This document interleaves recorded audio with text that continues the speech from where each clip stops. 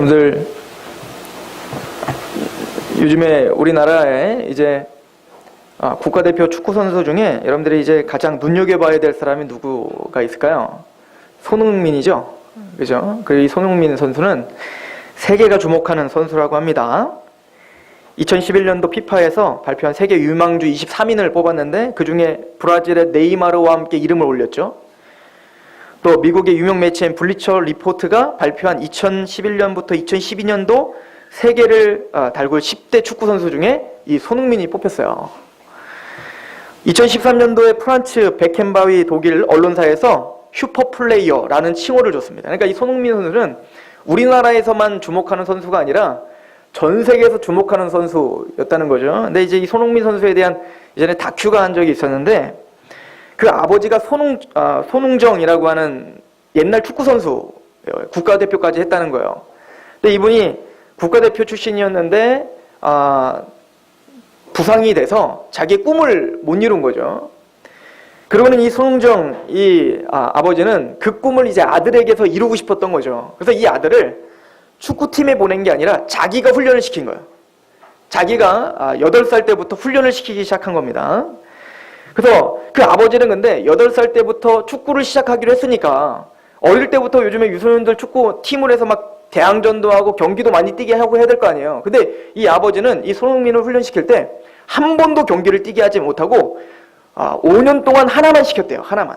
뭘 시켰냐면 뭐 발과 무릎과 머리와 이걸 이제 리프팅이라고 하죠. 볼을 막 이렇게 떨어뜨리지 않고 계속 차는 훈련. 그 훈련을 5년을 시켰다는 겁니다. 그리고는 6년째가 그렇게 축구를 시작한 지 6년째가 됐을 때 처음으로 중학교 2학년 때 처음으로 경기를 뛰게 한 겁니다.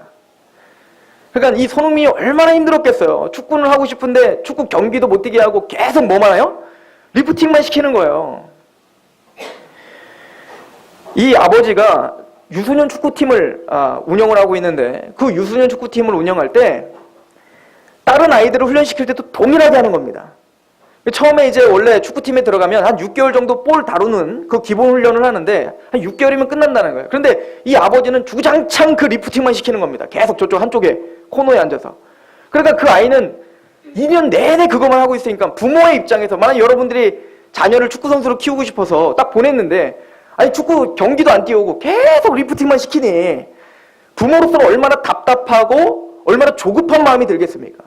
빨리 실력을 해서 경기를 뛰어갖고 업적도 빨리 나게 하고 또 점수도 넣게 해서 뭔가 그거를 해야 되는데 이 사람은 끊임없이 기본기만 하더라는 겁니다. 근데 이분은 괜히 그런 것이 아니라 자신이 국가대표에서 부상을 당하고 자기의 꿈이 좌절되면서 자신을 돌아보면서 자기가 어떤 축구라고 하는 어떤 그 화려함에만 취해 있었지 정작 자기는 기본기가 없었다는 걸 깨닫게 된 겁니다. 그래서 가장 사랑하는 아들을 가장 귀한 자리로 옮기기 위해서 그 아들에게 혹독하게 기본기만 연습을 시킨 거예요. 이 이야기는 우리에게 대단히 중요한 메시지를 주는 듯합니다. 그래서 설문조사, 흥미로운 설문조사를 하나 알려주는데 그 다큐멘터리에서 여러분들이 한번 생각해 보십시오. 우리는 다 알아요. 기본기가 중요하다라는 걸 알죠. 그런데 정작 우리는 그 기본기를 실제적으로 적용하지를 않고 있다는 거죠. 한번 이렇게 여러분들에게 질문을 하겠습니다. 여러분들 자녀들이 컨닝을 했어요. 근데 컨닝을 했는데 1등을 했네, 전교 1등? 그거를 학교도 모르고 여러분과 여러분 자녀만 알고 있다고 생각해 봅시다. 그러면 여러분들은 그걸 어떻게 처리하겠습니까? 이걸 설문지 조사를 했더니 70.8%가 부모들이 다 이렇게 대답을 했어요. 아이를 혼내지만 학교에는 알리지 않겠다. 2위는 1.7%. 아무도 모른다면 그냥 넘어가겠다. 세 번째, 아무 말도 하지 않겠다. 그냥 침묵을 지키겠다. 이 1.2%. 아이들을 혼내고 학교에 사실을 알리겠다. 20%밖에 안 된다는 거예요. 대부분의 부모는 어떻게 하겠다는 거예요? 그냥 그거는 나쁜 일인지는 알지만 그냥 이번 한 번만큼은 넘어가겠다는 거죠. 그렇다면 왜 기본 원칙은 어떻게 되는 거예요? 기본 원칙은 그 아이를 당연히 혼내길 뿐만 아니라 그 학교에 이야기를 해서 그 성적을 취소하게 하고 그 합당한 징계를 받게 하는 게 기본인 거예요. 그게 왜 기본입니까? 이렇게 생각하시는 분이 있겠지만 그게 기본인 거예요. 그게 맞아요. 그래서 사람들에게 또 물어봤다는 거예요. 왜 당신은 기본이 중요하다고 그렇게 주장하면서 왜 정작 자신의 삶에 있어서는 기본을 지키지 않습니까? 라고 이야기했을 때 36.7%의 부모가 첫 번째 이렇게 대답했다는 거예요. 기본을 지키지 않는 이유. 지키면 오히려 손해를 보니까. 두 번째는 효율성이 떨어지니까가 30.3%. 도덕관념이 부족해서 18.3%. 주변 사람들과 갈등이 생기기 때문에 8.6%. 6.1% 잘 몰라서. 자, 이 얘기는 무슨 얘기냐면 기본이 중요합니까? 효율성이 중요합니까? 라고 할 때 대부분의 사람들은 기본이 중요합니다라는 이론은 갖고 있는데 정작 우리의 삶에 있어서는 기본보다는 뭐가 더 중요하다고 생각하는 거예요? 효율성과 나의 유익이 더 중요하다고 생각을 하고 있는 겁니다. 이 이야기를 한 이유가 있습니다. 여러분들이 열왕기 상하를 오늘 제가 열왕기상 솔로몬 이야기를 찾아봤는데 다윗 왕 다음부터 이제 솔로몬 왕 다음부터 나타나는 모든 왕들에 있어서 하나님이 평가하는 평가 기준이 있더라는 거예요. 첫 번째는 뭐냐면 다윗과 같이 행하지 아니하였더라 라고 하는 거예요. 두 번째는 북이스라엘에게는 여로보암 왕과 같이 행하였더라 라고 이야기를 합니다. 그러니까 두 가지 길이 있다는 거죠. 다윗과 같이 행하는 길이 있고 여로보암과 같은 숱한 다른 왕들이 행하는 길들이 있더라는 거예요. 그 얘기는 무슨 얘기냐면 다윗은 신앙의 기본을 지켰던 사람이었고 그 나머지 모든 왕들은 다 신앙의 기본보다는 지금 당장의 효율과 나의 유익과 이 땅에서 번영을 추구하며 살았다는 겁니다. 예수님은 이것을 우리가 지난주까지 산상수훈을 우리가 배웠는데 산상수훈을 우리가 강의하면서 결론은 그거예요. 두 길이 있다는 거잖아요. 좁은 길이 있고 넓은 길이 있다는 거죠. 좁은 길은 기본을 지키는 길입니다. 하나님의 말씀을 떠나지 않는 길이며 그래서 그 길은 협착합니다. 그 길은 고난이 있고 그 길은 내 것을 포기해야 되는 길입니다. 그 반대에 넓은 길이 있습니다. 그 길은 여로보암, 솔로몬, 그 모든 아합, 그 모든 왕들이 걷는 길이라 넓은 길이고 오늘날 우리 시대에 많은 사람들이 걷고 있는 길입니다. 그 길은 편한 길이고 그 길은 좀 더 나를 유용하게 만들어주는 길입니다. 근데 주님은 말하는 거예요. 하나님의 백성은 다윗과 같이 넓은 길이 아니라 좁은 길을 걷는 사람들이다 라고 이야기를 하는 거예요. 여러분들이 열왕기 상하를 계속 읽어보십시오. 열왕기 상하를 읽어보시면 답답한 마음이 드실 겁니다. 왜냐면 아니 하나님이 분명히 다윗과 같이 행하라 라고 했는데 다윗과 같이 다 안 행해요. 다윗과 같이 행한 왕이 한 사람도 없어요. 그러니까 하나님은 너는 왜 다윗과 같이 행하지 않니? 라고 징계하시고 그 나라를 풍지박살로 만들으시고 하나님 회초리를 내시지만 그렇게 정신을 차리게 했는데 다음 왕이 되면 언제 그랬냐는 듯이 나는 또 다윗과 같이 행하지 않는 시대가 또 이루어지는 거예요. 이거는 비단 성경적인 이야기뿐만 아니라 우리 역사도 마찬가지입니다. 제가 고려 왕조사를 읽고 조선 왕조사를 읽었더니 왕들의 이름과 왕조만 달라졌지 그 정치판은 똑같더라는 거예요. 나라의 안위보다 백성들의 안위와 생명보다 자신의 이득과 눈이 멀어서 부와 권력만 축적하는 탕관오리들이 거의 대부분 정치를 하고 있더라는 겁니다. 그러면 오늘날 계몽됐다는 오늘날 사회에 그 역사를 배우는 우리는 그래서 요즘에 뜨고 있는 이순신, 정도전, 정조 이런 사람들을 우리가 위대하게 보는 이유가 뭡니까? 그 탕관오리들과 타협하지 않고 좁은 길로 걸어왔다는 거잖아요. 기본에 충실했다는 거 아닙니까? 그런데 재밌는 건 그 위대한 인물들은 침이마르도록 칭찬을 하고 있지만 정작 오늘날의 모든 정치인들도 다 어떻게 되고 있어요? 대부분이 탐관오리들이 많은 것 같아요. 예를 들어서 요즘에 국회 파행이잖아요. 국회 잘 안 하잖아요. 일도 하지 않아요. 말도 안 나오네. 이 나라의 안위보다 또 국민들이 지금 무엇이 필요한가 보다는 자신들의 이익과 자신들의 어떤 부귀 영화에만 지금 눈이 멀어 있는 것처럼 보여요. 일은 하지 않지만 공무원 연금을 삭감하겠다, 복지 그 연금을 다 삭감하겠다부터 막 돈을 다 줄여야 된다라고 이야기하면서 국회의원들이 제일 먼저 국회를 열어 했던 게 뭔지 아시죠? 자신들의 세비를 3.8% 올린 겁니다. 그것도 만장일치로 통과시켰죠. 그리고는 대답을 합니다. 이게 전통이기 때문에 그렇습니다. 라고 대답을 하더라는 거예요. 이게 전통입니다. 원래 이랬습니다. 우리 윗세대의 국회의원들이 원래 이렇게 하는 겁니다. 국민의 어떤 생각과는 조금 다를 수 있지만 원래 국회라는 건 이렇게 하는 겁니다. 라고 만장일치로 그걸 하는 겁니다. 저는 지금 국회를 비판하고자 하는 얘기가 아니에요. 그럼 우리는 어떠냐는 거예요. 저와 여러분들은 어떻습니까? 그럼 국회를 보면서 돌을 던지고 치가 떨리도록 화가 나지만 그럼 과연 우리는 탕감오리가 아닙니까? 과연 우리는 그 정도를 걸어가고 하나님의 기본을 지킵니까? 아니면 많은 사람들이 걷는 그 넓은 길로 걷기를 원하는 사람들입니까? 왜 우리가 산상수훈 그 하나님의 말씀을 들으면서 그 말씀을 통해서 눈물을 흘리며 거기에 내가 나의 삶을 바쳐 추적하는 삶을 살지 못하고 그게 힘듭니다. 그렇게 어떻게 삽니까? 라고 우리는 아우성치는 것이 더 많지 않습니까? 저는 산상수훈이 끝난 이후에 오늘 이 말씀을 통해서 산상수훈을 다시 한번 정리하고자 이 말씀을 하는 거예요. 우리 열왕기하 13장을 한번 가보시겠습니까? 열왕기하 13장에 보면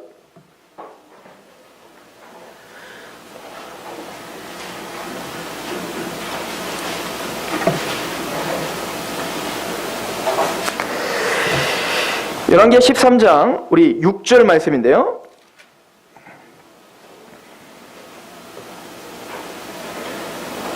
그들이 이스라엘에게 범죄하게 한 여로보암 집에서 떠나지 아니하고 그 안에서 따라 행하며 또 사마리아의 아세라 목삼을 그냥 두었더라. 자, 이게 북이스라엘이라고 하는 나라를 하나님이 평가한 건데요. 모든 왕들이 그 숱한 많은 왕들이 있었잖아요. 그 모든 왕들이 대부분 여로보암의 길에서 떠나지 아니하였더라라는 평가를 받고 있어요. 그럼 도대체 여로보암의 길이 무엇인가? 우리가 그걸 좀 볼 필요가 있겠죠? 우리 열왕기상 12장을 한번 가보십시오. 열왕기상 12장에 보면 여로보암이 도대체 어떻게 행했길래 모든 왕들이 그걸 따라했을까?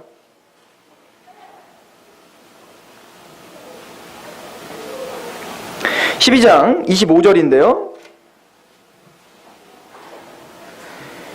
여로보암이 에브라임 산지에 세겜을 건축하고 거기서 살며 또 거기서 나아가서 분우엘을 건축하고 그의 마음에 스스로 이르기를 나라가 이제 다윗의 집으로 돌아가려니와 만일 이 백성이 예루살렘에 있는 여호와의 성전에 제사를 드리고자 하여 올라가면 이 백성의 마음이 유다 왕 된 그들의 주 르호보암에게로 돌아가서 나를 죽이고 유다의 왕 르호보암에게로 돌아가리로다 하고 이에 계획하고 두 금송아지를 만들고 무리에게 말하기를 너희가 다시는 예루살렘에 올라갈 것이 없도다. 이스라엘아 이는 너희를 애굽 땅에서 인도하여 올린 너희의 신들이라고 하고 하나는 베델에 두고 하나는 단에 둔지라. 이 일이 죄가 되었으니 이는 백성들이 단까지 가서 그 하나에게 경배함이더라. 그가 또 산당들을 짓고 레위 자손 아닌 보통 백성으로 제사장을 삼고 8째 달 곧 그 달 15째 달로 절기를 정하여 유다의 절기와 비슷하게 하고 제단에 올라가되 베델에서 그와 같이 행하여 그가 만든 송아지에게 제사를 드렸으며 그가 지은 산당의 제사장을 베델에서 세웠더라. 그가 자기 마음대로, 이거 중요한데요, 그가 자기 마음대로 정한 달 곧 8째 달 15째 날로 이스라엘 자손을 위하여 절기로 정하고 베델에 쌓은 제단에 올라가서 분향하였더라. 중요한 메시지가 여기 선포되는데요. 여로보암의 길은 무엇이냐면 하나님을 떠났나요, 안 떠났나요? 떠났지만 겉으로는 전혀 떠나지 않은 척하고 있죠. 그래서 여호와를 섬긴다고 합니다. 그리고는 금송아지를 만들어 놓고, 자, 금송아지를 만들어 놓고 이 금송아지가 너희를 애굽에서 건져낸 출애굽시킨 그 여호와야 라고 속였단 말입니다. 이거 누가 했던 겁니까? 여로보암이 처음 했던 게 아니죠. 이스라엘 백성들이 이 애굽에서 홍해를 건너고 광야에 처음 왔을 때 시내산에 하나님의 율법이 분명히 선포되고 있는데 그 율법과 하나님의 말씀과는 상관없이 자기들이 만들어 놓은 금송아지를 만들어 놓고 이 금송아지가 바로 우리를 애굽 땅에서 건져낸 바로 그 여호와야 라고 자기 마음대로 정해놓고 하나님을 섬기고 있었죠. 이 이야기는 하나님의 교회가 하나님의 말씀을 떠나 하나님의 어떤 기본 원리, 하나님이 우리에게 정해준 그 길을 떠나서 자기 마음대로 그 형식과 내용들을 바꿔놓고 그것이 내가 믿는 하나님입니다 라고 속이고 있는 그 모습을 보여주고 있는, 이게 바로 여로보암의 길이라는 거예요. 자, 그런데 중요한 건 여로보암이 이 참남한 짓을 왜 했을까요? 이유는 하나입니다. 북이스라엘과 남유다가 지금 남북이 갈라졌어요. 우리나라처럼 북한과 남한이 갈라진 거예요. 예를 들어 북한에 남유다에 예루살렘이 있어요. 우리 남한에 예루살렘이 있고 북한에는 예루살렘이 없다고 한번 해봅시다. 그런데 김정은이 그 백성들이 다 예배를 드리러 만약에 이 상록교회까지 와야 된다고, 이곳이 예루살렘이라고 치고, 그러면은 북한에 있는 그 백성들이 이 예루살렘에 와서 상록교회에 와서 예배를 드린다고 난화한다면 나중에 이 김정은은 어떻게 하겠어요? 이 사람들의 마음이 하나님의 예배 장소가 남한에 있으니 이 북한은 사실은 하나님에게 택함받은 민족이 아니라 저 남한이 택함받은 민족이라고 하겠구나 라고 하고 마음이 떠나 다 남한으로 내려가려고 할 거 아닙니까? 그러니까 이 북한에 있는 이 북의 북이스라엘의 이 여로보암은 어떻게 한 겁니까? 효율성을 따진 거예요. 기본을 지킨 게 아니라 하나님의 말씀으로 내가 좀 희생하더라도 나를 좀 떠나서 좀 그 남유다에게 절을 할지라도 그게 하나님 말씀이 맞다면 그걸 희생했어야 되는데, 여로보암은 효율성을 더 따진 거죠. 기본기보다, 하나님의 말씀보다 효율성을 따져서 어떻게 한 겁니까? 차단시켜놓고 못 가게 하고 그 세겜이라는 땅에 신당을 진 거예요.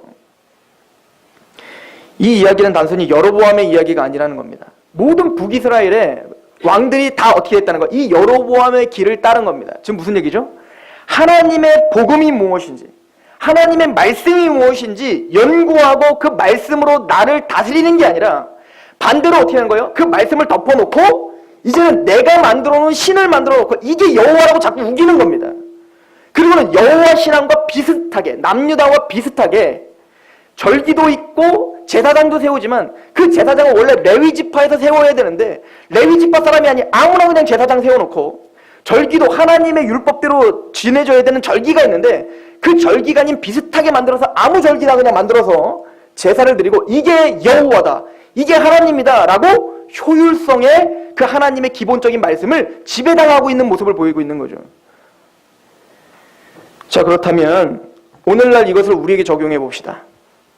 저와 여러분들의 신앙이 정말 말씀에 기반된 거고 그 말씀으로 나를 점검하여 만들어진 신앙인 건지, 아니면 말씀은 덮어놓고 말씀도 모르고 하나님의 원리도 모르고 복음도 모르고 그냥 원래 우리는 이렇게 했습니다, 우리 교회는 원래 옛날부터 이렇게 전해 내려온 그런 것들이 있어요, 우리는 익숙해요 거기에, 그죠?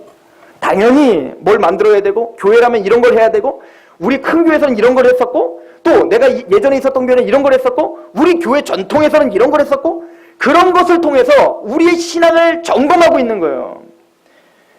자, 이게 왜 중요한가? 우리 한 구절 더 보고 우리 더 얘기해 봅시다. 열왕기하 14장 가보세요.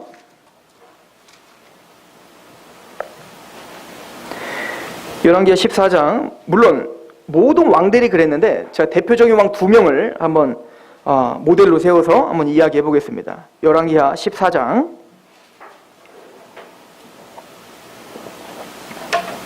3절입니다. 아마시아라고 하는, 그래도 남유다의 선왕이라고 하는 왕 중에 하나입니다. 14장 3절인데요. 아마시아가 여호와 보시기에 정직히 행하였으나, 이 얘기는 뭐죠? 어쨌든 하나님의 말씀대로 살으려고 참 대단히 노력했던 왕 중에 하나예요. 그런데 보세요. 그의 조상 다윗과 같이 하지는 아니하였다. 그러니까 다윗과 같이는 못한 겁니다. 그의 아버지 요아스가 행한 대로 다 행하였어도, 자 4절, 오직 산당을 제거하지 아니하였으므로 백성이 여전히 산당에서 제사를 드리며 분향하였더라. 여로보암과 같이 이 남유다의 왕들도 하나님 앞에 정직하게 행하긴 해요. 그런데 뭐는 제거하지 못해요? 산당을 제거하지 못하고 있더라는 거예요. 그러면 이 사람만 그러냐? 그럼 다윗 왕도 한번 보겠습니다. 15장을 가보세요. 열왕기하 15장 1절. 이스라엘 왕 여로보암 제27년에 유다 왕 아마시아의 아들 아사랴가 왕이 되니, 이 아사랴도 그래도 정직한 왕 중에 하나예요. 그가 왕이 될 때의 나이가 16세라 예루살렘에서 52년간 다스리니라. 그의 어머니의 이름은 여골라야라 예루살렘 사람이더라. 아사랴가 그의 아버지 아마샤의 모든 행위대로 여호와 보시기에 정직히는 행해요. 그러니까 하나님의 말씀 앞에 살으려고 그래도 북이스라엘보단 나은 거예요. 그 여로보암의 길보단 나아. 그래서 어쨌든 말씀이 맞겠거니 하고 하나님의 말씀을 추적하는 정직한 삶을 산다고요. 그러나 4절을 한번 읽어봅시다. 시작. 오직 산당은 제거하지 아니하였으므로 백성이 여전히 그 산당에서 제사를 드리며 분향하였고. 이게요, 열왕기하를 여러분들 읽어보시면 아시겠지만 모든 왕들이 하나님의 말씀대로 정직하게 살려고 했으나 오직 산당만은 제거하지 않아요.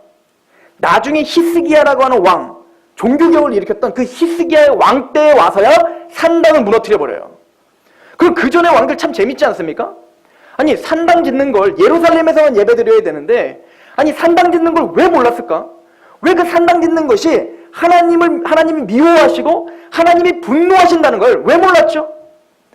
아니, 그 수많은 왕들이, 그리고 그 재밌는 건 여러분들이 열왕기 앞에를 보시면 그 앞에 있는 선왕들이 그 산당 짓는 것 때문에 아예 이제 하나님 어때요? 대놓고 산당 짓는 것 때문에 징계를 하시는 장면도 나와요.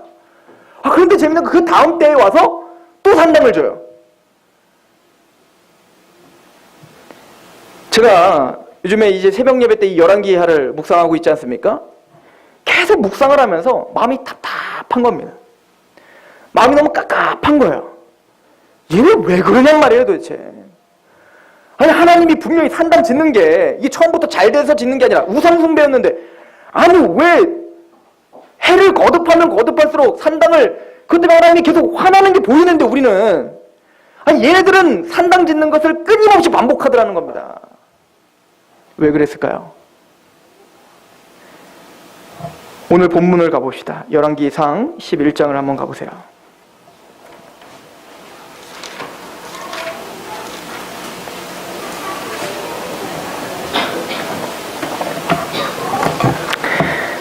산당을 솔로몬이 제일 먼저 졌거든요. 근데 그 산당을 지었던 그 목적이 무엇인지 한번 보세요. 왜 졌는가?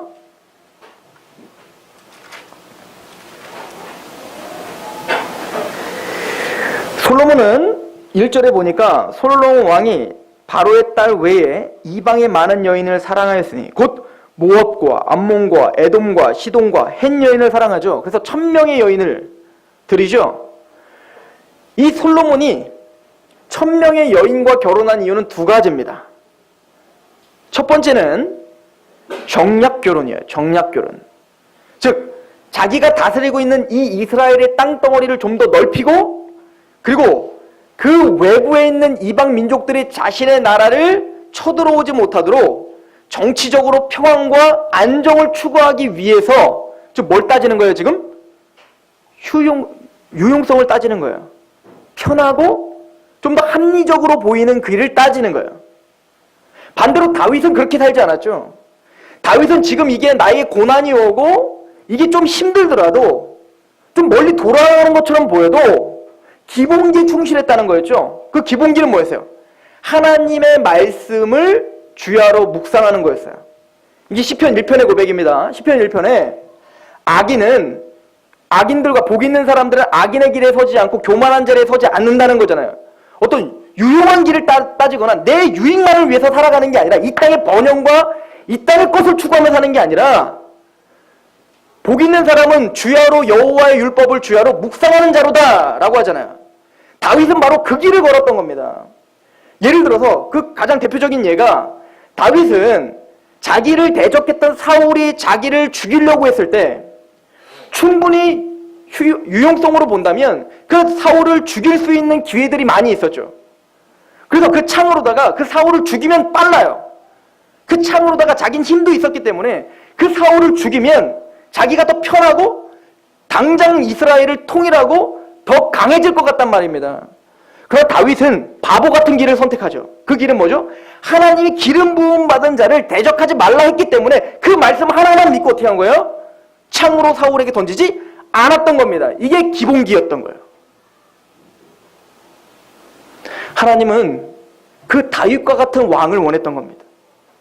하나님은 이스라엘 왕으로 솔로몬을 세우고 아세라를 세우고 아마샤를 세우고 히스기야를 세우고 그 수많은 왕들을 세웠던 이유는 하나님의 이 백성들을 기본기에 충실하게, 즉 좁은 길이고 협착한 길이지만 그 말씀에 순복했을 때 하나님이 어떻게 행하시는지를 바라보고 그것을 신뢰하는 민족으로 바꾸기를 원했던 겁니다.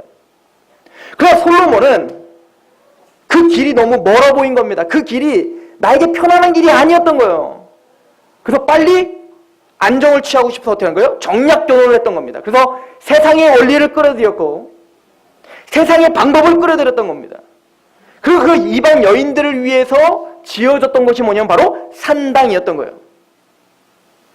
우상들을 위해서. 그 이방 여인들이 와서 자신들이 섬겼던 몰록과 자신들이 섬겼던 그 아세라 목상들을 가지고 들어오니까 예루살렘에서는 차마 하나님의 나라의 예루살렘의 우상을 섬기면 안 되니까 그 예루살렘 성전에서 조금 떨어져 산에다가 산당을 지어 섬기겠던 겁니다. 그게 솔로몬이 했던 역할이었던 거예요. 그런데 이것이 우리는 보면은 하나님 앞에 죄인 걸 아는데 왜 그 후대 사람들은 이거를 발견하지 못했을까요? 전통이었기 때문에 그렇습니다. 전통. 원래 우리는 솔로몬 때부터 그 지혜의 왕 솔로몬 때 얼마나 부귀영화를 누렸어요. 솔로몬이 금이 남아 돌아가지고 어떻게 할지를 못할 만큼 부귀영화를 누렸잖아요. 솔로몬 때 그 모든 군사력이 얼마나 강했는지 그 멀리 있는 사람들까지 와서 그 솔로몬에게 절을 하고 공물을 바쳤잖아요. 솔로몬 때 인간적인 지혜가 얼마나 넘쳤는지 저 남방에 있는 여인이 그 지혜를 듣기 위해서 솔로몬에까지 왔잖아요. 부귀영화를 누렸고 가장 화려하고 영화로운 그 왕국을 세웠잖아요. 산당 지었는데 전혀 문제 없었잖아요. 하나님이 산당 지었다고 해서 솔로몬의 그 왕국을 부셔버리지 않으셨잖아요. 그래서 그 후대 왕들은 전통으로 받아들인 거예요. 그게 왜 잘못인지조차 인식하지도 못하는 겁니다. 이 이야기는 저와 여러분들에게 대단히 중요한 경고의 메시지가 됩니다. 여러분, 교회가 원래부터 했었다고 해서 그게 진짜 진리인가요? 여러분, 여러분들의 신앙생활을 원래 우리 어머님이 이렇게 했고 나도 그렇게 하는 건데 라고 해서 그게 진짜 하나님의 기본기인가요? 그렇지 않다라고 성경은 말하고 있는 겁니다. 쉽게 얘기를 해서 교회가 성전을 짓고 교회 건축을 하는 것이 신앙의 어떤 잣대로 여겨졌던 시대가 있었단 말입니다. 그래서 여러분들이 전 재산을 털어서 이 교회를 세우고 건물을 세우는 게 교회의 사명이라고 속였던 시대가 있었단 말입니다. 그러면 우리가 원래 전통적으로 그걸 했기 때문에 그게 진짜 진리의 길인가요? 성경은 아니라고 하고 있는 겁니다. 성전은 이 건물이 아니라 너다라고 하는 거예요. 너. 사람이다 라고 해요. 건물을 세우기보다 사람이 세우는 게 그게 기본기고 교회 카페를 세워서 많은 사람에게 세상적인 정신을 가지고 그렇게 교회를 확장하는 것이 부흥이 아니라 네가 죄 가운데 통회하고 하나님의 말씀 앞에 서서 한 사람이 돌이키면 그게 부흥이다. 이게 기본기예요. 이 이야기는 단순히 교회의 문제뿐만 아니라 우리 신앙을 점검하셔야 된단 말입니다. 왜 우리가 말씀을 배워야 됩니까? 왜 하나님의 말씀에 집착해야 됩니까? 우린 전통에 연약한 사람들입니다. 우리는 내가 지금까지 했던 그 습관과 체질에 연약한 사람들입니다. 그리고 그것이 금송아지를 만드는 건데 나를 위해서 하나님을 이용해 먹고 있는 건데 그것이 하나님을 섬기는 거라고 스스로 속이고 있고 속임 당하고 있는 것이 대단히 큰 저주기 때문에 그렇습니다.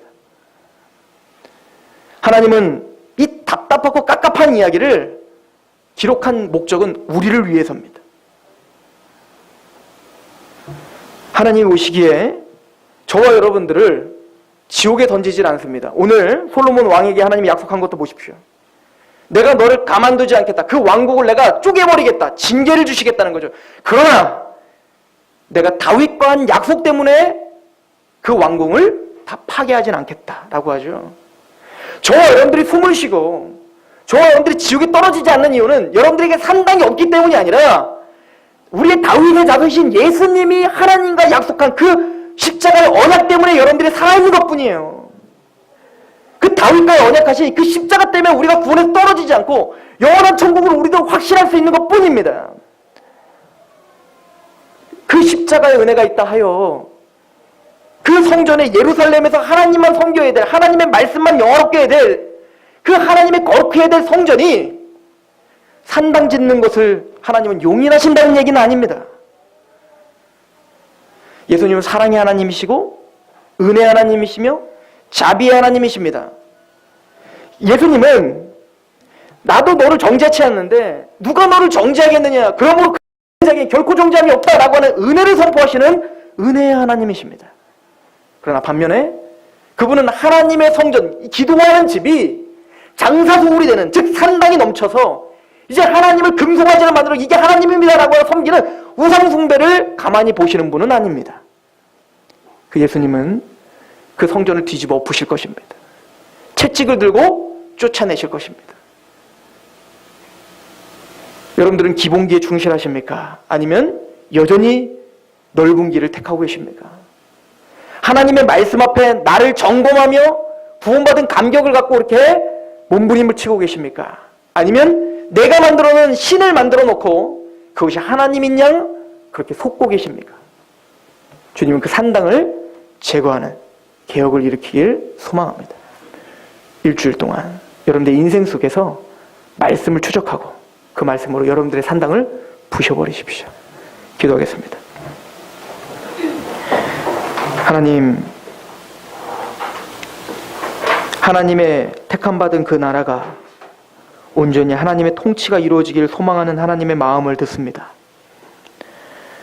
하나님의 말씀과 그 원리가 다윗을 지배했듯 예수 그리스도를 지배하셨듯 오늘 그 예수 그리스도를 믿고 있는 우리의 마음에 성취되길 소망하는 하나님의 소원을 듣습니다. 주여, 이 상록교회가 말씀으로 산당을 부시는 교회가 되게 하시옵소서. 우리 귀한 상록 성도들이 하나님의 말씀을 붙들고 과감하게 산당들을 부셔나가는 그런 좁은 길을 택하는 성도들로 주여 인도하여 주옵소서. 그렇게 역사하실 하나님을 기대합니다. 예수 그리스도의 이름으로 감사하며 기도하옵나이다. 아멘. 우리 찬양합시다.